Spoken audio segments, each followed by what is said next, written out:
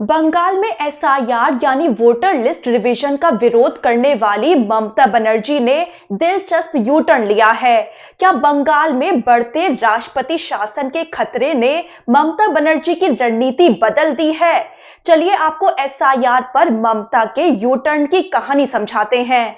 तो चुनाव आयोग ने जब से बिहार में वोटर लिस्ट रिवीजन प्रक्रिया यानी एसआईआर की घोषणा की थी, तब से ममता बनर्जी इसका विरोध कर रही थी। विपक्षी दलों का साथ देते हुए वो भी इस प्रक्रिया को बीजेपी को जिताने की साजिश करार देते हुए चुनाव आयोग पर हमला बोल रही थी। और बिहार के बाद जब बंगाल में एसआईआर की घोषणा हुई तो ममता बनर्जी ने साफ लफ्जों में कह दिया कि वो बंगाल में ऐसा नहीं होने देंगी। ममता बनर्जी ने इसे लोकतंत्र पर सर्जिकल स्ट्राइक करार दिया था। ममता की पार्टी टीएमसी ने आशंका जताई थी कि बंगाल में 1 करोड़ से ज्यादा वोटरों के नाम काटे जा सकते हैं, खासकर मुर्शिदाबाद, मालदा जैसे मुस्लिम बहुल इलाकों में। टीएमसी ने सुप्रीम कोर्ट जाने की धमकी दी, सड़क पर उतरने का ऐलान किया, लेकिन सिर्फ 1 हफ्ते बाद ममता ने अचानक यू टर्न ले लिया।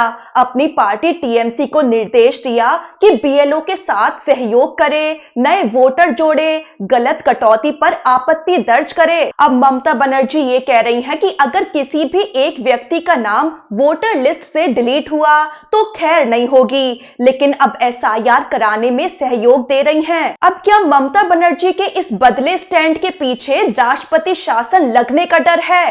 तो बीजेपी नेता शुवेंदु अधिकारी ने खुलेआम कह दिया था कि ममता की अराजकता बंगाल में अनुच्छेद 356 यानी राष्ट्रपति शासन लागू करने का आधार बन रही है। बंगाल में लॉ एंड ऑर्डर की बदहाल स्थिति को लेकर केंद्र सरकार के पास पहले से ही बंगाल पर दबाव बनाने के लिए हथियार थे, लेकिन ऐसा कभी हुआ नहीं। लेकिन ममता जानती हैं कि अगर उन्होंने एसआईआर प्रक्रिया को रोकना चाहा तो केंद्र सरकार एक संवैधानिक संस्था की अवमानना का बहाना लेकर उनके खिलाफ कार्रवाई कर सकती है। और बंगाल में 2026 के विधानसभा चुनाव से पहले राष्ट्रपति शासन का खतरा उनकी सत्ता को सीधे चुनौती दे सकता है। इसीलिए ममता ने एसआईआर के खिलाफ विरोध को नियंत्रित सहयोग में बदल दिया है, यानी एसआईआर को होने से रोकेंगी नहीं, लेकिन अपने कार्यकर्ताओं के जरिए इस प्रक्रिया पर नजर रखेंगी। ममता बनर्जी के बदले स्टैंड के पीछे एक और वजह है,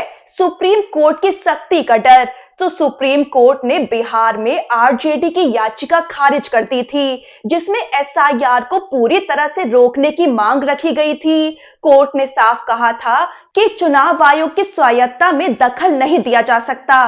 टीएमसी के कानूनी सलाहकारों ने ममता को चेताया कि वक्त से पहले सुप्रीम कोर्ट में जाना मतलब अडंगा लगाने का ठप्पा लगना। वहीं एसआईआर को लेकर ममता की सक्रियता सिर्फ बीजेपी और चुनाव आयोग के विरोध के कारण नहीं है, वो ऐसे किसी मुद्दे पर अपनी पकड़ ढीली नहीं करना चाहती हैं जिसके सहारे बंगाल में कांग्रेस और लेफ्ट वापस अपनी जमीन पा सके। राहुल गांधी पहले ही चुनाव आयोग पर हमलावर हैं और वोटर लिस्ट में गड़बड़ी के मामले उठा रहे हैं, लेकिन बंगाल में ममता इस मुद्दे का कॉपीराइट किसी से शेयर नहीं करना चाहती हैं। एसआईआर का विरोध करते हुए वो एक दिलचस्प संतुलन कायम कर रही हैं, विरोध भी कर रही हैं और प्रक्रिया होने भी दे रही हैं, लेकिन अपनी निगरानी में। तो ममता की इस रणनीति का मकसद साफ है, मुस्लिम वोट बैंक में उनकी साख बची रहे और उन पर चुनाव आयोग के काम में अडंगा लगाने का ठप्पा भी न लगे। आपको बता दें कि देश के 12 राज्यों और केंद्र शासित प्रदेशों की वोटर लिस्ट का